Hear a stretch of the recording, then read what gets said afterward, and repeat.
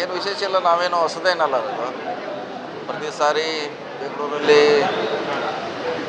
Dinner ಸಭೆ ಆಗ್ತೇವೆ, ಬೆಳಗಾವಿಯಲ್ಲಿ ಬಂದಾಗ ಕೂಡ ಕೂಡ್ತೀವಿ, ಇದೇನು ಹೊಸದಲ್ಲ. ಅಷ್ಟಕ್ಕೆ ಸೀಮಿತವಾಗಿರುವಂಥ ಇದು ಕಾರ್ಯಕ್ರಮ, ಡಿನ್ನರ್ ಪಾರ್ಟಿ ಅಷ್ಟೇ ಹೇಳ್ಬೋದು.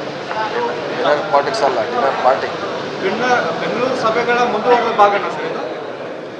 ಹಾಂ, ಹೇಳ್ಬೋದು, ಅದಕ್ಕೆ ಮುಂದುವರೆದ ಹೇಳ್ಬೋದು. ಅಲ್ಲಿ ಕೂಡ ಸಾಕಷ್ಟು ಸರಿ ಕೂಡಿದ್ದೀವಿ, ಮತ್ತು ಬೆಂಗಳೂರಲ್ಲಿ ಹೋಗಿ ಕೂಡ್ಬೋದು, ಅದೇನು ಹೊಸದೇನಲ್ಲ. ಬೆಂಗಳೂರಲ್ಲಿ ಸೇರಿದಂಥ ಸಚಿವರು ಮಾತ್ರ ಇಲ್ಲಿ ಸೇರಿದ್ದು? ಹಾಂ, ಕೆಲವೇ ಜನ ಆಯ್ದ ಸಚಿವರು ಮಾತ್ರ ನಿನ್ನೆ ಸೇರಿದ ಅಷ್ಟೇ. ಏನು ಸಂದೇಶ ಸರ್? ಯಾರಿಗೆ ಸಂದೇಶ? ಸಂದೇಶ ಏನಿಲ್ಲ.